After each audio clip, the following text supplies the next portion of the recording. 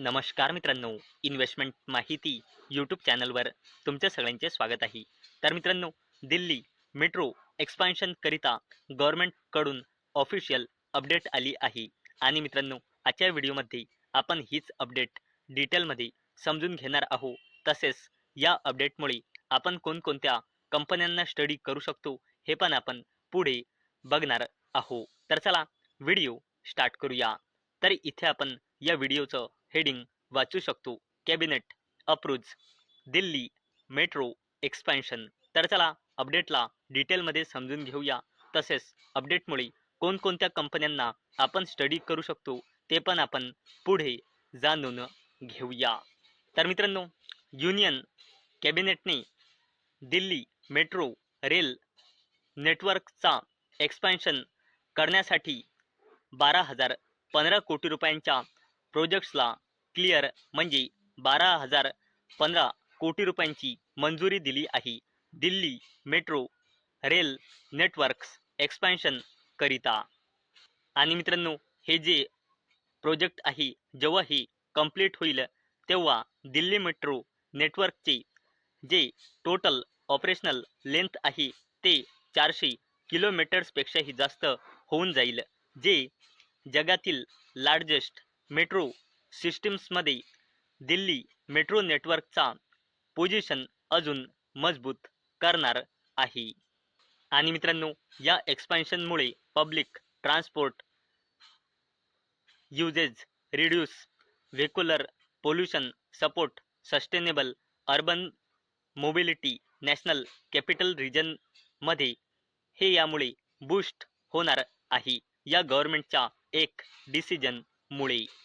चला मित्रांनो, आता आपण बघूया हा जो गव्हर्नमेंट ऑफ इंडियाने फंड मंजूर केला आहे याचा उपयोग कुठे कुठे होणार आहे. तर मित्रांनो, या मंजूर फंडमधला 9,570.4 कोटी रुपयांचा यूज रामकृष्णा आश्रम मार्ग ते इंद्रप्रस्थ याला स्ट्रेच करण्यासाठी होणार आहे, जो 9.9 किलोमीटर कव्हर करणार आहे. तसेच मित्रांनो, अनदर आणि मित्रांनो, यामध्ये टोटल 3 डिस्टिंक्ट कॉरिडोर्स आहे, ज्यामधला एक हा झाला आहे. दुसरा आहे connect aero city with airport terminal 1 spanning 2.3 kilometre, ज्याकरिता फंड खर्च केल्या जाईल 1,419.6 कोटी रुपये. आणि थर्ड कॉरिडोर आहे इथून आणि इथून, यामध्ये हा थर्ड कॉरिडोर आहे आणि हा कव्हर करेल 3.9 किलोमीटर, ज्यासाठी खर्च होईल 1,024.8 कोटी रुपये. तर मित्रांनो, आतापर्यंत आपण बघितले की स्वतः गव्हर्नमेंटने दिल्ली मेट्रो एक्सपान्शन करिता 12,000 कोटी रुपयांपेक्षाही जास्तीचा फंड अलॉट केला आहे दिल्ली मेट्रो नेटवर्कचा एक्सपान्शन वाढवण्याकरिता. आणि तो कुठे कुठे यूज होणार आहे ते पण आता आपण बघितले आहे. तर चला आता आपण बघूया या अपडेटमुळे आपण कोणकोणत्या कंपन्यांना स्टडी करू शकतो. आणि मी आधीच क्लिअर करून देत आहे की हा व्हिडिओ फक्त आणि फक्त एज्युकेशन पर्पजसाठी आहे. तर मित्रांनो, या अपडेटमुळे आपण RVNL म्हणजे रेल विकास निगम लिमिटेडला स्टडी करू शकतो. आणि अवेलेबल डेटानुसार कंपनीमध्ये प्रमोटर्सची होल्डिंग आहे 72.84%, पब्लिकची होल्डिंग आहे 16.09%, DISची होल्डिंग आहे 6.41% आणि FISची होल्डिंग आहे 4.66%.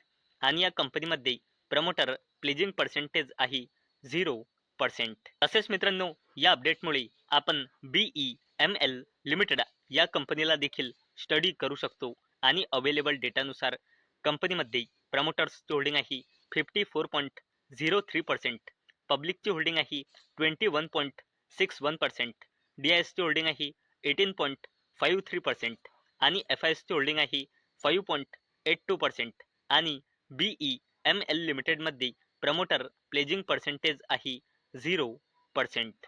तसेच मित्रांनो, या अपडेटमुळे आपण L&T लिमिटेड म्हणजे लार्सन अँड टुब्रो लिमिटेडला देखील स्टडी करू शकतो आणि अवेलेबल डेटानुसार कंपनीमध्ये DISची होल्डिंग आहे 43.62%, पब्लिकची होल्डिंग आहे 36.93%, FISची होल्डिंग आहे 19.45% आणि प्रमोटर्सची होल्डिंग आहे 0% आणि लार्सेन अँड टुब्रो लिमिटेडमध्ये प्रमोटर्सची होल्डिंग 0% आहे. म्हणून या कंपनीमध्ये प्रमोटर प्लेजिंग पर्सेंटेजचा विषयच क्रिएट होत नाही. तसेच मित्रांनो, या अपडेटमुळे आपण टिटागड रेल सिस्टम्स लिमिटेड या कंपनीला देखील स्टडी करू शकतो आणि अवेलेबल डेटानुसार कंपनीमध्ये प्रमोटर्सची होल्डिंग आहे 40.46%, पब्लिकची होल्डिंग आहे 37.19%, DISची होल्डिंग आहे 12.8%, FISची होल्डिंग आहे 9.56% आणि टिटागड रेल सिस्टम्स लिमिटेडमध्ये प्रमोटर प्लेजिंग पर्सेंटेज आहे अवेलेबल डेटानुसार 0.06%.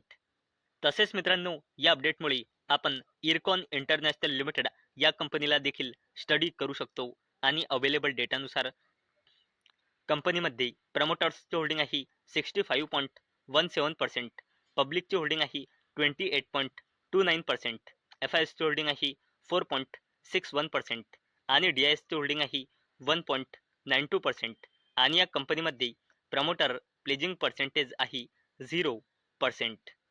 तसेच मित्रांनो, या अपडेटमुळे आपण NCC लिमिटेड या कंपनीला देखील स्टडी करू शकतो आणि अवेलेबल डेटानुसार कंपनीमध्ये पब्लिकची होल्डिंग आहे 48.37%, प्रमोटर्सची होल्डिंग आहे 22.11%, DISची होल्डिंग आहे 16.65% आणि FISची होल्डिंग आहे 12.87% आणि NCC लिमिटेड या कंपनीमध्ये प्रमोटर प्लेजिंग पर्सेंटेज आहे 0%.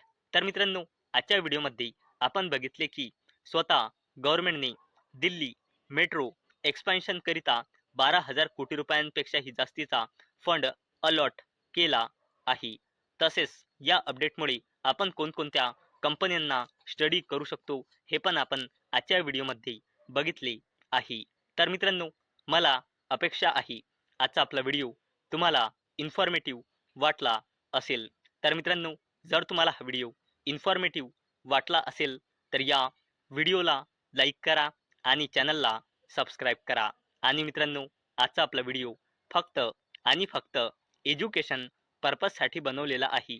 माझ्याकडून काहीही रेकमेंडेशन नाही की तुम्ही या स्टॉक्सना बाय करा, सेल करा किंवा होल्ड करा. तर चला भेटूया नेक्स्ट व्हिडिओमध्ये. तोपर्यंत टाटा, बाय बाय.